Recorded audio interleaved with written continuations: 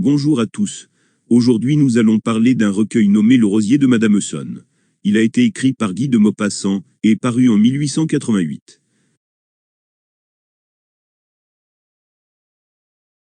Le narrateur appelé Raoul Aubertin est dans un train lorsqu'un accident arrive. Prévoyant que les secours seront longs à arriver, il part pour Gisors, qui est la dernière ville que le train a dépassée. Il se souvient d'avoir dans cette ville un ancien camarade de classe nommé Albert Marambeau, qui est maintenant médecin. Le narrateur parvient chez cet homme. Albert l'invite à déjeuner. Il dit être heureux dans cette petite ville. Le repas d'Albert est délicieux. Cet homme a la faculté d'avoir du goût pour la nourriture, et sait distinguer les aliments grâce à cette faculté. Après avoir mangé, Albert fait visiter à Raoul sa ville, dont il est très fier. Les deux hommes passent devant la statue du général de Blandmont. Albert montre dans la devanture d'une librairie les ouvrages concernant Gisors. Il cite des personnalités connues qui ont vécu à Gisors. Il voit un ivrogne. Albert l'appelle le rosier de Madame Auson. Dans le passé, Madame Auson a habité cette ville. Elle affectionnait la vertu et détestait le vice. Comme c'était la mode à Paris, Madame Auson voulait avoir une rosière à Gisors. Il s'agissait d'un prix récompensant la vertu. L'abbé lui a donné quelques noms de filles qui pouvaient l'obtenir. Madame Auson a fait enquêter sa bonne Françoise au sujet de ses filles. Elles avaient toutes fauté. Le maire et le docteur ne sont pas parvenus à mieux. Leurs recherches ne donnaient rien. Françoise a parlé d'Isidore, qui était un homme plein de vertu et de pudeur. Après les conseils de l'abbé et du maire, Madame Auson a choisi Isidore pour être rosier. Le couronnement a été fixé au 15 août. Le jour J, Isidore est sorti avec un complet blanc. C'était un moment très solennel. Isidore a été suivi par un cortège. Se sont déroulées une messe et une allocution de l'abbé à l'église. Puis on s'est dirigé vers un banquet. Le maire a fait un discours, puis a remis à Isidore 500 francs et un livret de caisse d'épargne. Un grand banquet a débuté. Isidore a mangé et bu comme jamais, il ne l'avait fait. Le soir venu, Madame Auson a reconduit Isidore chez sa mère. Cette dernière était absente. Après avoir entendu des tintements, Isidore a compté les pièces en or. Cet homme a changé. Il a quitté la maison. Sa mère est revenue au domicile, mais elle n'a plus trouvé son fils. Elle l'a recherché à l'extérieur, mais elle ne l'a pas trouvé. Les gendarmes non plus. On a pensé qu'Isidore avait été enlevé. Le lendemain, on a appris qu'Isidore était monté dans une diligence et qu'il se trouvait à Paris.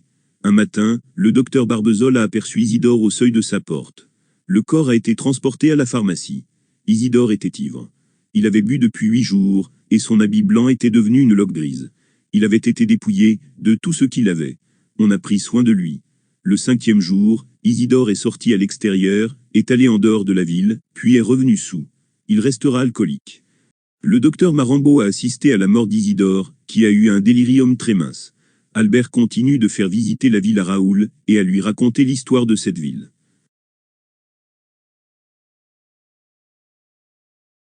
Sur le bateau qui va de Nice à Bastia, le narrateur rencontre une femme qui l'intéresse. Il essaie d'en savoir plus sur elle, en l'observant. Il s'aperçoit qu'elle lit le journal L'Écho de Paris.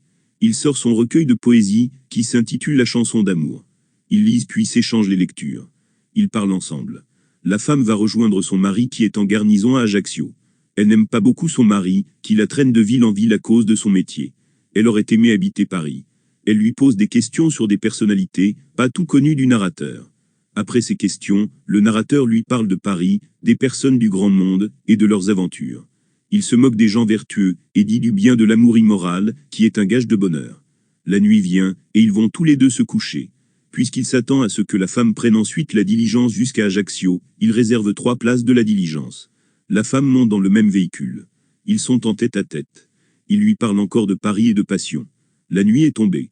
Il lui touche le pied et la main qu'elle ne retire pas. Il l'embrasse dans le cou. La femme était en réalité en train de dormir. Elle le frappe. Puis elle se met à pleurer, le narrateur ne s'excuse pas. Elle fait croire qu'elle dort. Après la levée du jour, elle fait semblant de se réveiller. Ils se parlent comme si rien ne s'était passé. On arrive à Ajaccio. La femme retrouve son mari. Elle tient à ce que son époux remercie le narrateur, car il a été charmant, et car il lui a laissé une place dans la diligence.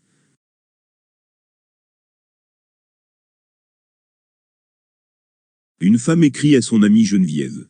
La narratrice lui en veut, car Geneviève, qui est mariée depuis 18 mois, ne l'a pas mise en garde. Sa mère ne l'a pas non plus prévenue de ce qu'il se passait après le mariage. La narratrice raconte son histoire. Elle a quitté sa mère, son père et son chien pour un voyage de noces en Normandie. Peu avant le départ, elle a été mordue au nez par son chien. Arrivée à Dieppe, la narratrice voulait voir la mère, alors que son mari voulait se retrouver seul avec elle dans une chambre. La narratrice n'a pas compris pourquoi. Ensemble, ils ont été voir la mère. La narratrice était émerveillée. Elle est rentrée à l'hôtel, poussée par son mari. Dans la chambre, le conjoint n'a rien expliqué, et la narratrice n'a pas compris ce qu'il se passait. Croyant qu'il voulait la tuer, elle l'a repoussé, puis elle a fui la chambre, et a cherché de l'aide. Quand la vérité a été connue, tout le monde a ri. Son mari Henri a expliqué à sa compagne ce qu'on lui aurait dû lui expliquer depuis longtemps. Le lendemain, ils se sont rendus à Pourville. La narratrice a ressenti du dégoût envers son mari depuis sa connaissance de la vérité. À Étretat, elle a appris qu'une femme est morte de la rage après s'être fait mordre par un chien. Cette histoire l'a perturbée. Elle a eu peur d'avoir attrapé la rage à cause de la morsure de son chien et de ses douleurs au nez. Elle n'a rien révélé à son mari, mais elle a demandé par lettre à sa mère comment allait son chien Bijou. Le mari a profité de l'affaissement de sa femme pour avoir ce qu'il désirait. La lettre de la mère n'a informé en rien de l'état du chien. La narratrice a pensé qu'on lui cachait la mort de Bijou. Elle a écrit de nouveau à sa famille, afin qu'on lui envoie son chien, car elle s'ennuyait. Elle s'est mise à trembler, puis est allée prier à l'église. Sur le chemin du retour, elle est entrée chez un pharmacien. Elle lui parle d'une amie qui a été mordue par un chien, et elle a retenu un conseil, qui est que dans ce cas-là, il faut se purger. Le mari a profité de l'agitation mentale de sa femme. La narratrice a reçu une réponse de sa mère. Bijou allait bien, mais le chemin aurait été trop dur pour l'animal.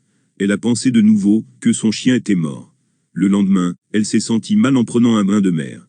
Elle a demandé conseil à un médecin, qui s'est moqué d'elle. Elle n'a pas été plus avancée. Un soir, le couple s'est rendu au casino. Après être rentré à l'hôtel, tandis que son mari la caressait, elle a eu une crise de nerfs. Elle s'est imaginé qu'il s'agissait d'une crise de rage. Elle a eu une nouvelle crise à l'aube. À 11 heures, sa mère est venue la voir, alertée par les lettres étranges de sa fille.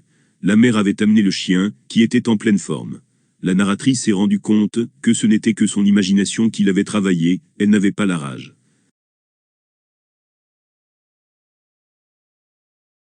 À Étretat se promène le peintre Jean Semeur, sa femme qui est dans une sorte de fauteuil roulant, et un domestique.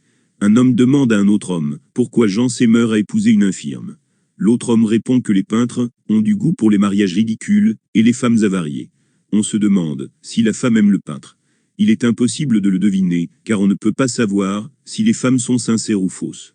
Dans cette nouvelle, les femmes sont considérées comme manipulatrices. Un des deux hommes raconte l'histoire de Semeur. La femme était modèle et Semeur est tombé amoureux d'elle. Cette passion a duré 3 mois pour Semeur. Un des deux hommes était présent lors d'une sortie nocturne du couple. La femme était énervée par les réponses du peintre et du fait qu'il l'empêche de chanter. Puis est arrivée une scène entre eux. 3 mois plus tard, le couple se querellait sans cesse. Le peintre a rompu, a laissé 20 000 francs à sa maîtresse Joséphine, et s'est rendu chez le narrateur. La femme l'a retrouvé, et lui a fait une scène. Le narrateur, pour la convaincre, lui a dit que Semeur allait se marier. Elle a dit qu'elle allait se tuer s'il se mariait. Semeur l'a encouragée, et a ouvert la fenêtre. Elle s'est défenestrée. La femme a eu les 2 jambes brisées, ce qui fait qu'elle ne peut plus marcher. Semeur l'a épousée.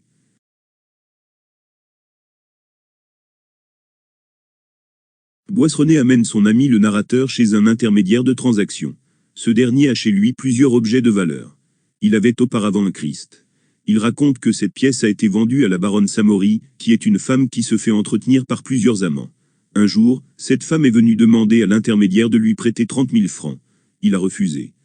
À la place, il a voulu lui confier le Christ, si elle parvenait à inventer une histoire sur cet objet, et s'il réussissait à le vendre plus de 30 000 francs, elle empocherait la somme qui correspond au prix de vente moins les 30 000 francs.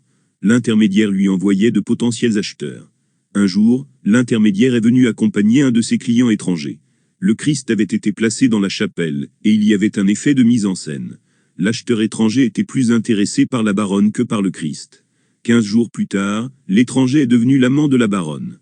Cette dernière a acheté le Christ à 50 000 francs à l'intermédiaire, et l'a demandé à ce qu'on lui envoie encore des clients, parce que cela lui permettait de trouver de riches amants.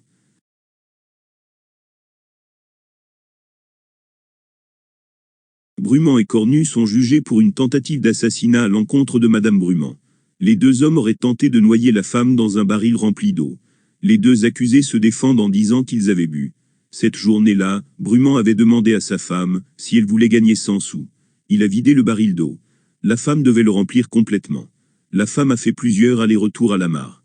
Durant ce temps-là, les 2 hommes buvaient.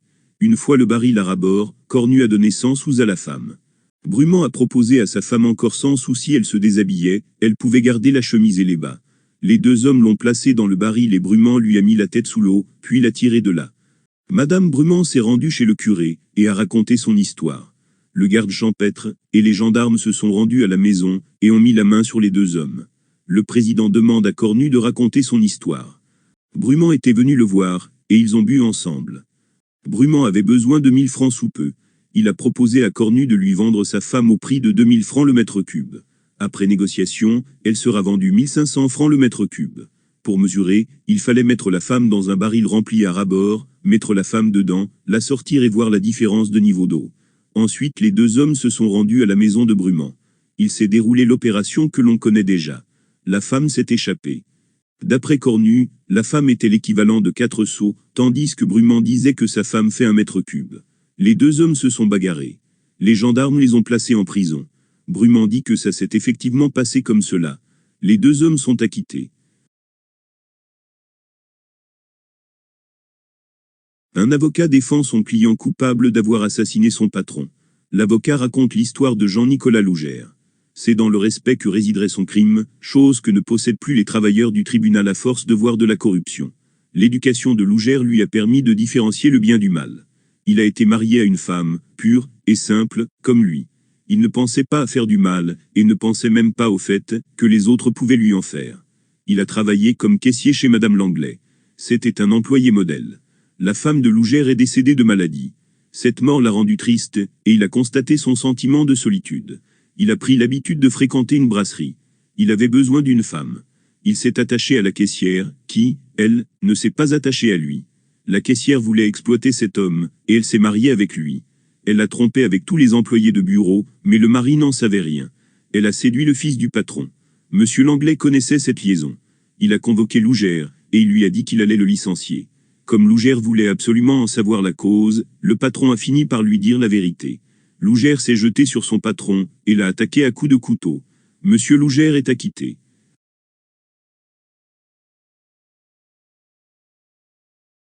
Benoît revient de la messe. En chemin, il voit la Martine qu'il juge être une belle fille. Elle est accompagnée de son père Jean Martin. Martine et son père rentrent à la ferme appelée la Martinière. Benoît ne mange guère, car il pense à la Martine. Il pense à cette fille, lorsqu'il fait le tour des terres, encore le soir, ainsi que le lendemain. Il ressent des sentiments étranges, mais il ne sait pas ce qu'il a. Il va à la Martinière, et observe la Martine, tandis qu'elle étend son linge. Durant un mois, il reste obsédé par elle. Un soir, il la rencontre. Il lui parle de l'effet qu'elle a sur lui. Ils se rencontrent plusieurs fois par la suite. Il veut davantage d'elle. Elle accepte d'être sa femme. Benoît ne rencontre plus la Martine. À la messe, il apprend que la Martine, de son vrai nom Victoire Adélaïde Martin, va se marier avec Joseph Isidore Valin. Benoît tombe malade, puis évite de passer vers la demeure de la jeune femme. La Martine se marie et tombe enceinte. Benoît la rencontre quelques fois, mais ils ne se parlent plus. Quand il n'y a pas de chagrin dans son cœur, Benoît repasse près de la Martinière. Il entend crier la Martine. Elle est en train d'accoucher. Benoît la transporte sur un lit, la déshabille et l'aide à accoucher, comme il a déjà aidé des animaux à mettre bas. L'enfant est une fille. Benoît se rend compte qu'il n'aime plus la Martine. Le père du nouveau-né entre dans la pièce et apprend ce que Benoît a fait. Monsieur Valin lui propose d'être de nouveau amis. Benoît accepte. Le maréchal des logis Varajou a besoin d'argent. Pour en recevoir, il se rend chez Madame Padois qui est sa sœur. Il est reçu par Monsieur Padois, qui essaie de discuter avec les paysans locaux. Varajou pense que son beau-frère est un crétin, et que toucher cet homme est lent. Joséphine Padois vient plus tard, car elle faisait des visites dans la ville. Elle connaît la conduite de son frère qui fait des dettes. Elle a autre chose à faire jusqu'au dîner et Varajou décide de se promener. Vannes est une ville triste. Varajou rentre et décide de dormir jusqu'au dîner. Le repas est morne, et la nourriture servie ne plaît pas à Varajou. Monsieur Padois va passer la soirée chez le premier président. Afin de ne pas rester en tête-à-tête avec sa sœur qui va le sermonner, Varajou invente un prétexte pour sortir. Il rejoint un café. Il y boit de l'eau de vie. Le café est triste. Une fois remonté, Varajou demande où est-ce que l'on peut trouver des demoiselles. Il se rend à l'adresse indiquée. Il rencontre 4 femmes. Il leur parle comme s'il s'agissait de filles de joie. Monsieur Padois vient, et Varajou pense utiliser le chantage pour avoir son argent. 2 hommes arrivent, dont le premier président. Varajou comprend qu'il a fait une erreur. Monsieur Padoie l'informe qu'il se trouve chez le premier président.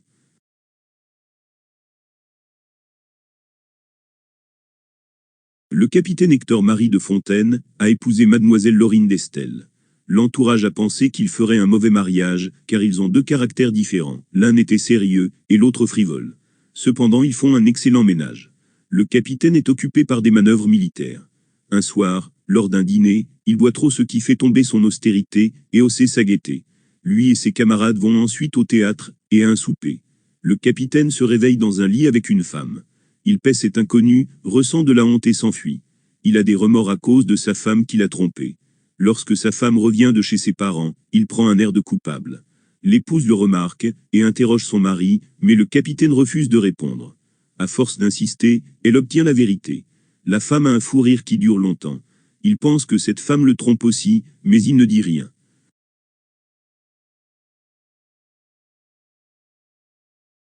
L'avocat Maître Bontran reçoit un nouveau client. Ce dernier veut divorcer suite à un mariage malheureux. Cet homme était notaire à Rouen. Il était pauvret et obligé d'être économe. Il arrangeait des rencontres pour quelques-uns de ses clients. En lisant les petites annonces, il a appris qu'une demoiselle cherchait à se marier et apportait comme dot 2,5 millions de francs. Le notaire en a parlé à deux de ses amis, dont l'un l'incite à répondre à cette annonce. En rentrant chez lui, il a constaté que sa maison était glacée et vétuste, ce qui l'a poussé à repenser aux 2,5 millions de francs. Le lendemain, les conditions difficiles de son travail l'ont amené à repenser à cet argent. Durant les 15 prochains jours, il y repensait souvent. Il donnait des raisons à l'offre étrange. Il a écrit à mademoiselle Chantefrise et a inventé un client imaginaire intéressé par l'offre. La femme est venue à son cabinet. C'était une femme de 30 ans. Elle a dit que son père et sa mère sont décédés. Le notaire a continué son mensonge en parlant de son faux client, qui serait parti en Angleterre pour quelques jours. Il a proposé à mademoiselle Chantefrise de venir la chercher à l'hôtel, puis de dîner avec elle. Elle a accepté. Au restaurant, elle lui a conté son histoire. Sa richesse vient de ses parents décédés, dont elle a refusé de dévoiler les noms. Le champagne commençait à donner au notaire l'envie d'entreprendre. Il a voulu s'assurer de la dot, la dame avait tous les papiers à son hôtel. La dot avait l'air bien réelle. Ils ont succombé tous les deux, soi-disant à cause du champagne. Après l'acte, et ayant réalisé leur faute, ils ont eu des remords. Le lendemain, le notaire lui a proposé sa main, elle a accepté. Pendant 6 mois, tout est allé bien. Après, le notaire a remarqué les sorties de sa femme, et il a pensé qu'elle le trompait. Il a suivi, et est arrivé à la gare. Il a aperçu 2 bonnes et 2 enfants.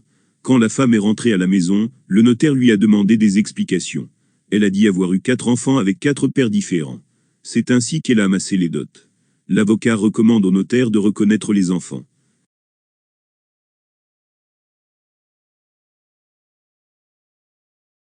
Monsieur de Garel est en voyage à Cannes. Il a été marié à une femme qui avait des qualités physiques, mais non morales. Elle l'a sans doute trompé. Cette femme s'est maintenant remariée. Il a divorcé grâce au coup de cravache qu'il lui a donné. Monsieur de Garel voyage en garçon et espère rencontrer l'amour. Il voit une femme qu'il trouve jolie. Il remarque qu'il s'agit de son ancienne femme et il décide d'aller lui parler. Madame de Chantevet reproche à son ancien mari sa brutalité. Selon Monsieur de Garel, elle devrait être reconnaissante d'avoir été battue, puisque cela lui a permis de connaître une nouvelle union. Si elle ne le reconnaît pas, c'est qu'elle doit être malheureuse dans son couple. Il aimerait réparer ses torts s'il en a eu. Il explique qu'il l'a battue, car il se pensait cocu, et qu'il était jaloux de ses amants. Il la plaint, si elle a été battue, sans qu'elle l'ait trompé. Elle dit qu'elle ne l'a pas trompé.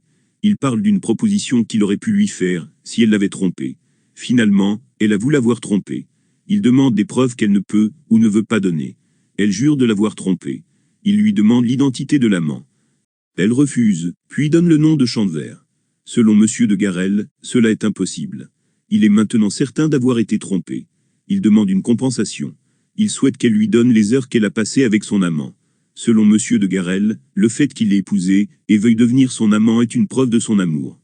Madame de Chantevert pense que le mariage signifie avoir de l'amour ou du désir, mais qu'être une maîtresse inspire le mépris de l'homme.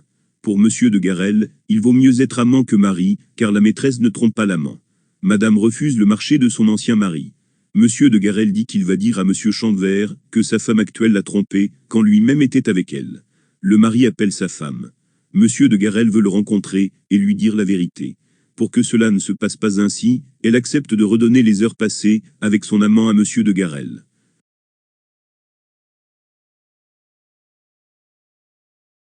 Le narrateur se promène une nuit. Il rencontre dans la rue plusieurs filles de joie. Il se passe un coup de filet contre les pratiques de ces femmes. Une fille lui prend le bras. Ainsi, ils parviennent à franchir la ligne des agents. Ils arrivent rue Drouot. Elle veut remercier le narrateur en nature, mais il refuse. Elle se met à pleurer, et le narrateur lui demande son histoire. Quand elle avait 16 ans, elle travaillait pour Monsieur Lerable, qui lui faisait des avances. Cependant, elle était éprise d'Antoine, qui était le garçon du magasin d'en face. Une nuit, Monsieur Lerable les a surpris, et il y a eu une bagarre. Par peur des gendarmes, la femme est partie se cacher à Rouen. Elle avait faim, mais elle n'avait pas d'argent. En route, elle a rencontré les gendarmes. Elle leur fait croire qu'elle se rendait à Rouen pour un travail. Elle a été invitée à faire un bout de trajet avec eux. Les 2 gendarmes ont abusé d'elle. Ils l'ont abandonnée avant la ville de Barentin. Elle a marché encore 3 heures avant d'arriver à Rouen. Elle n'avait nulle part où aller, et elle avait toujours faim. Comme d'autres femmes, elle s'est vendue. Un homme l'a amenée dans un pré, mais elle s'est endormie de fatigue. Le lendemain, elle a été mise en prison. Elle a caché son identité, mais elle a été découverte quand même. On l'a jugée innocente, et elle a été relâchée. Elle s'est rendue chez le juge, il lui a donné 100 sous contre la chose. Elle s'habillait en bobonne, car cela attirait de potentiels clients. Elle a fait la rencontre d'un ancien président. C'était un homme riche, mais il est décédé dans un restaurant. À cause de cela, la jeune femme a eu 3 mois de prison. Elle travaille maintenant à Paris, mais la vie de fille de joie est difficile dans la capitale. Elle invite le narrateur à venir chez elle, mais il refuse une seconde fois. Ils se quittent l'un l'autre. Le narrateur est amoureux d'une veuve nommée Madame de Jadel. Il lui fait sa demande. Elle lui répond qu'il lui faut du temps de connaître entièrement le narrateur avant de prendre une décision. Elle l'invite à venir passer l'été chez elle à Loville. Une fois sur place, le narrateur est surveillé, trop surveillé, ce qui le gêne. Il paie la femme de chambre nommée Césarine, afin qu'elle surveille sa maîtresse. Il veut savoir si Madame de Jadel se met du coton au sein et au derrière, s'il a les genoux rentrés ou écartés, et s'il a un corps homogène. La femme de chambre répond que sa maîtresse est comme elle. La nuit, le narrateur tend un piège à Césarine, et regarde son corps, pour avoir une idée de celui de la maîtresse. Elle lui donne quelques douceurs. Il pense que Madame de Jadel a un avis favorable sur lui. Un matin, il aperçoit Césarine penchée à la fenêtre. Il s'approche doucement, relève le jupon, et dépose un baiser. Le narrateur se prend un coup. Il se rend compte qu'il s'agit de Madame de Jadel, et non de Césarine. Elle s'enfuit. Césarine amène un mot de sa maîtresse qui souhaite que Monsieur de Brive s'en aille. Il part. Il a encore des remords de son erreur. Ce recueil de nouvelles contient aussi bien des personnages riches que de personnages pauvres ou simplets. Chez les riches, les hommes sont concernés par les plaisirs de la chair. Dans Enragé, le mari profite de la confusion de sa femme pour avoir sa nuit de noces. Dans Le Modèle, Summer a une passion de quelques mois pour une modèle. Dans Une soirée, le maréchal des logis Varajou voulait voir des demoiselles. Dans La Confession, le capitaine Hector-Marie de Fontaine trompe sa femme sans le vouloir. Dans Divorce, un notaire se marie avec une femme juste pour la dot. Dans La Revanche, Monsieur de Garel parvient à obtenir le consentement de son ex-femme pour avoir des relations avec elle. Dans La Fenêtre, le narrateur commet le péché avec Césarine. Dans Un échec, le narrateur profite du sommeil d'une femme pour l'embrasser. Chez les hommes plus pauvres, nous avons Isidore, Benoît, Brumand, Cornu et Jean-Nicolas Lougère. Isidore est un simplet à qui les pièces d'or ont fait tourner la tête. C'est l'argent qui l'a conduit à l'ivrognerie. Brumand et Cornu sont eux aussi saouls. L'alcool leur a donné l'idée de mesurer Madame Brumand au mètre cube en l'enfonçant dans une cuve. L'alcool est une fois de plus un élément qui désordonne la raison des personnages. Il reste Benoît, il a vécu une histoire pure et sincère avec Lamartine. Le mariage de cette femme avec un autre ne l'a pas empêché d'aider Lamartine lors de son accouchement. Dans L'Assassin, Jean-Nicolas Lougère ne semble pas être coupable de son meurtre, c'est pourtant bien lui qui a tué son patron. Parmi les femmes riches, certaines sont très malignes. Dans La Baronne comprend que le fait d'avoir chez elle des objets luxueux lui permet d'avoir accès à des riches amants. Dans Divorce, Mademoiselle Chantefrise s'est accumulé les maris afin d'accumuler les dots et être riche. Dans La Fenêtre, Madame de Jadel ne fait pas confiance à sa première impression concernant le narrateur. Elle l'invitait à passer l'été avec elle. Elle aura ainsi un portrait plus précis de l'homme qui veut l'épouser. Parmi les femmes riches, certaines sont le jouet des hommes. Ainsi dans Le Rosier de Madame Essonne, cette femme pense qu'Isidore mérite sa récompense car, étant simplet, il représente la vertu. Elle s'est trompée puisqu'une fois qu'Isidore s'aperçoit qu'il a de l'argent, il va s'encanailler à Paris. Dans Enragé, La jeune femme n'a pas été mise au courant de ce il se passe entre un homme et une femme après le mariage. Après l'avoir découvert, elle écrit à son amie et la sermonne car son amie qui s'est mariée plus tôt qu'elle ne lui a rien dit. Dans le modèle, la femme est dépendante de ce meurtre puisqu'elle ne peut envisager qu'il se marie à une autre femme, ce qui cause sa défenestration. Dans la revanche, l'ancienne femme de Monsieur de Garrel est le jouet de Monsieur de Garrel puisqu'il arrive à obtenir d'elle les heures qu'elle a consacrées à son amant. Dans un échec, une femme est victime d'un homme qui pense pouvoir commencer une liaison avec elle. Parmi les femmes pauvres, certaines se font abuser. Dans une vente, Madame Brumand pense réellement que Brumand et Cornu ont essayé de la noyer. Dans l'Odyssée d'une fille, la jeune femme est obligée de se prostituer car elle n'a pas d'autre moyen de gagner sa vie. Le recueil est donc un mélange de classes sociales. Le langage est souvent soutenu, sauf dans une vente, dans Lamartine et dans l'Odyssée d'une fille, car nous avons affaire à des personnages de basse classe sociale. Les histoires sont très différentes les unes des autres si bien qu'il est difficile de trouver des axes qui pourraient parcourir les nouvelles. Le seul lien qui existe parmi ces nouvelles est l'erreur. Erreur d'avoir fait d'Isidore un rosier, erreur de se croire porteuse de la rage, erreur de n'avoir pas cru sa femme qui s'est défenestrée, erreur de croire que son mari voulait la noyer, erreur de ne pas s'être mariée à Benoît, erreur de s'être crue dans un bordel, erreur de se sentir coupable d'avoir trompé sa femme qui le fait cocu, erreur de n'avoir pas su que la femme épousée avait déjà 4 enfants, erreur de Madame de Chantevé qui a dit à son ancien mari qu'elle a trompé, erreur de la fille de Joie d'avoir aimé Antoine, ce qui l'a conduite à son métier, erreur du narrateur qui a confondu Madame de Jadel avec Césarine et enfin erreur d'un homme dans une diligence qui pensait que la femme en face de lui n'était pas insensible à ses charmes. Voyez-vous, madame, si vous voulez couronner quelqu'un, n'y a qu'Isidore dans la contrée. Madame Essonne resta rêveuse. Elle le connaissait bien, Isidore, le fils de Virginie la fruitière. Sa chasteté proverbiale faisait la joie de Gisors depuis plusieurs années déjà, servait de thème plaisant aux conversations de la ville et d'amusement pour les filles qui s'égayaient à le taquiner. Âgé de 20 ans passés, grand, gauche, lent et craintif, il aidait sa mère dans son commerce et passait ses jours à éplucher des fruits ou des légumes, assis sur une chaise devant la porte. Il avait une peur maladive des jupons qui lui faisait baisser les yeux dès qu'une cliente le regardait en souriant, et cette timidité bien connue le rendait le jouet de tous les espiègles du pays. Les mots hardis, les gauloiseries, les allusions graveleuses le faisaient rougir si vite que le docteur Barbezol l'avait surnommé le thermomètre de la pudeur. Savait-il ou ne savait-il pas? Se demandaient les voisins, les malins. Était-ce le simple pressentiment de mystères ignorés et honteux, ou bien l'indignation pour les vils contacts ordonnés par l'amour qui semblait émouvoir si fort le fils de la fruitière Virginie? Les galopins du pays, en courant devant sa boutique, hurlaient des ordures à pleine bouche afin de le voir baisser les yeux. Les filles s'amusaient à passer et repasser devant lui en chuchotant des polissonneries qui le faisaient rentrer dans la maison. Les plus hardis le provoquaient ouvertement, pour rire, pour s'amuser, lui donnaient des rendez-vous, lui proposaient un tas de choses abominables.